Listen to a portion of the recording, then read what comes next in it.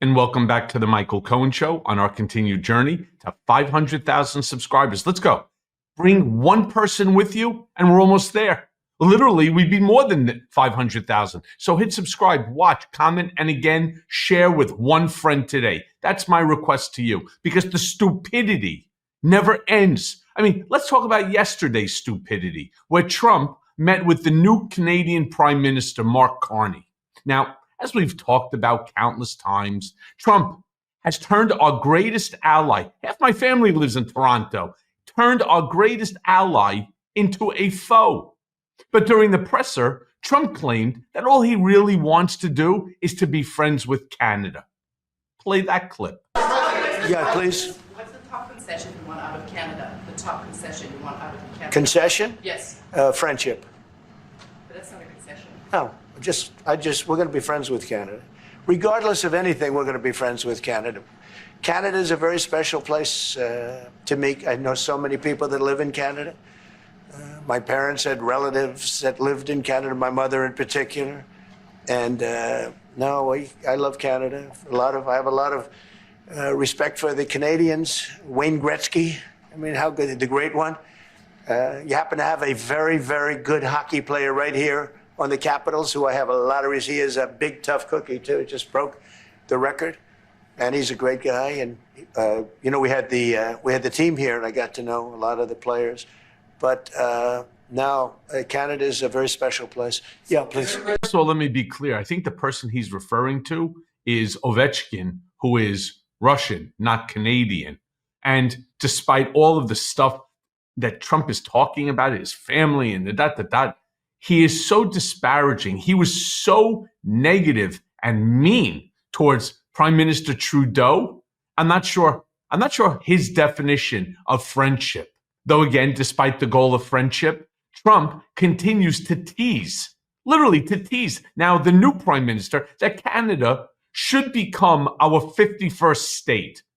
And I want you to watch Carney's face during this clip. Play it. Mr. President, Mr. Prime Minister, I'd like to get your response to this too. Mr. President, you have said that Canada should become the 51st state. Yeah. No. Well, I still believe that, but it takes two to tango, right?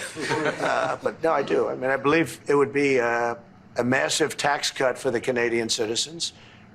You get free military, you get tremendous medical cares and other things. There would be a lot of advantages, but it would be a massive tax cut. And it's also a beautiful, as a real estate developer, I'm a real estate developer at heart. When you get rid of that artificially drawn line, somebody drew that line many years ago with like a ruler, just a straight line right across the top of the country. When you look at that beautiful formation when it's together, I'm a very artistic person, but when I looked at that beauty, I said, that's the way it was meant to be. But, I do feel it's much better for Canada. But we're not going to be discussing that unless somebody wants to discuss it. I think that there are tremendous benefits to the Canadian citizens, tremendously lower taxes, free military, which honestly we give you essentially anyway, because we're protecting Canada if you ever had a problem. But I think it would really be a wonderful marriage, because it's two places that get along very well. They like each other a lot. Amazing. It looked like Carney almost swallowed his tongue. He could not wait to turn around and to say something to put an end to this stupidity that Trump, for whatever the reason, has to continue with it. Meanwhile, the reporter then goes and asks Trump if there was anything that Carney could say to convince Trump to get rid of the tariffs. Play that clip. Tariffing Canada, is there anything he could say to you in the course of your meetings with him today that would get you to lift tariffs on Canada? No. Why not? Just the way it is. Yeah, just the way it is.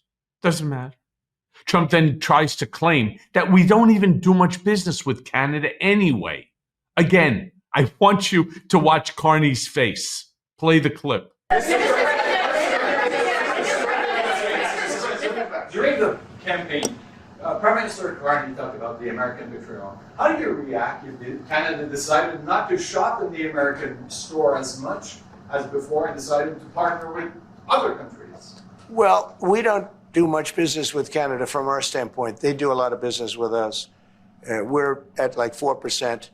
And usually those things don't last very long. You know, we have great things, great product, the kind of product we sell, nobody else can sell, including military. Look, we make the best military equipment in the world, and Canada buys our military equipment, which we appreciate. But we make the best military equipment in the world by far. The missiles, the submarines, everything. Everything we have is really top notch. I rebuilt our military during our last term. Stupidly, we gave some away to Afghanistan, which shouldn't have happened. Truly, truly a fool. I got to be honest with you. There are times that I wish I was a psychic. I was a mind reader. I would love to be able to put a bubble over Carney's head in terms of what he's thinking as Trump is speaking. Meanwhile, Carney comes back strong, saying that Canada is the biggest client of the United States. He completely shuts down Trump's bullshit. Play that clip. First state, Yeah. if Canadians don't want it, would you respect that? Sure, I would. But this is not necessarily a one-day deal. This is over a period of time they have to make that decision. Yes, go ahead. Yeah, if I may. If respectfully, Canadians' view on this is not going to change on the 51st state. Secondly, we are the largest client of the United States in the totality of all the goods. So we are the largest client of the United States. We have a tremendous auto sector between the two of us, and the changes that made have been helpful. 50% of a car that comes from Canada is American. That's not like anywhere else in the world. And to your question about is there one thing? No, this is a bigger discussion. There are much bigger forces involved. And this will take some time and some discussions, and that's why we're here, to have those discussions, and that is represented by who's sitting around the table. See, the conflict is. Look, the beauty of not having to be a mind reader with Trump is because he could not wait to then come back and respond. But Carney continues to stand up to Trump, and he said that some things are never for sale. Play the clip. They get along very well. They like each other a lot. Well, if I may, as you know from real estate, there are some places that are never for sale. That's true. We're sitting in one right now, Buckingham Palace that you visited as well. That's true. And having met with the owners of Canada over the course of the campaign last several months, it's not for sale, won't be for sale ever. But the opportunity is in the partnership and what we can build together. We have done that in the past. And part of that, as the president just said, is with respect to our own security. And my government is committed for a step change in our investment in Canadian security and our partnership. And I'll say this as well, that the president has revitalized international security, revitalized NATO, and us playing our full weight in NATO, and that will be part of it. True. And they have, I must say, Canada is stepping up the military participation because Mark knew, they were low, and now they're stepping it up, and that's a very important thing. But never say never. Never say never. He's saying never. Meanwhile, the conversation has somehow turned to other countries' trade deals, specifically China. And Trump has a truly, truly deranged understanding. Hard to imagine.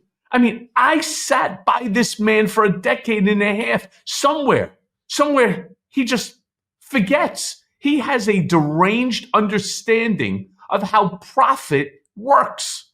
Play the clip. Yourself, they don't make the money off other countries like this. And we had a trade imbalance. We had a deficit, or they had a surplus, another way of saying it, of more than $1 trillion. Think of it, more than $1 trillion. And because of 145%, that's the only reason, but because of they have now 145% tariff, there's no trading. You can't trade with 145%. We are therefore making, in a certain way, I guess, $1.1 trillion. In other words, we're not losing $1.1 trillion. Our deficit. Look, Trump then tries to convince us that the United States is like a super luxury store. I mean, it's hard to imagine that this is the best comparison that he can make when trying to explain the gaffe that he just made. Play the clip. I think my people haven't made it clear. We will sign some deals, but much bigger than that is we're going to put down the price that people are going to have to pay to shop in the United States. Think of us as a super luxury store, a store that has the goods. You're going to come and you're going to pay a price, and we're going to give you a very good price. We're going to make very good deals, and in some cases we'll adjust. But that's where it is. And we've been ripped off by everybody for 50 years, and we're just not going to do that anymore. We can't do that. And we can't let any country do that to us. We're just not going to. Okay, let me be very clear, Mr. Super Luxury Store, right? This is like the gigantic Costco of super luxury. We don't manufacture shit, all right? And it is going to take anywhere between 5 to 10 years, assuming that we bring manufacturing back, as you are saying. The problem is we can't afford to make the goods at the same price as other countries. So you're so wrong in terms of the way you're trying to explain this and what this tariffs and what your super luxury store is even about. Meanwhile, Trump seems to be tired, like really tired and aggravated by people pressuring him about making these trade deals. Well, let me say this to you, buddy. You were the one who made the claim 90 deals in 90 days. Play the clip. Simple. It's very simple. So I wish they'd keep, stop asking, how many deals are you signing this week? Because one day we'll come and we'll give you 100 deals. And they don't have to sign. All they have to do is say, oh, we'll start sending our ships right now to pick up whatever we want or to bring whatever we want. It's very... To pick up what? What are they going to pick up? One of the Hornets that you dropped off into the side of the ocean for the second time? What are they picking up here, manufactured in America? Especially manufactured in America that they need. Now look, the last clip that I want to show you is Trump claiming that he could sign 25 deals right then and there. It's funny because in a future episode of this show, you're going to hear Trump say between 50 to 100. I've heard him say 25, 50, 100. Seriously? He originally claimed that there are 200 trade deals that are going on right now that everybody has called, even though there's not 200 countries. Now it's 25. Soon you're going to hear 50 to 100. He's full of shit. Play the clip. Just to finish, we also have a situation, because everyone says, when are you going to sign deals? We don't have to sign deals. We could sign 25 deals right now, Howard, if we wanted. We don't have to sign deals. They have to sign deals with us. They want a piece of our market. We don't want a piece of their market. We don't care. They're selling us goods, Mr. Trump, because Americans want cheap goods. Plain and simple. Why you can't get that through your head, I have no idea. Who's going to manufacture, for example, the cell phone so that people can afford it? Who's going to manufacture the computers so that people can afford it? It's not going to be done here in America. It's just not. We're not set up for it, and the cost of production is too high. That's not something that you can fix. That's something that we just go ahead and we take advantage of. And that's why I'm saying to you, my friends, share this with one friend. Tell them to subscribe. Be a part of this community. And as always, thanks for listening. Hey, everyone. First of all, thanks for watching. I mean, we're going to be posting daily episodes with reactions and talking about politics. We'll be talking about everything, in fact. So please like and subscribe. Join us on this journey.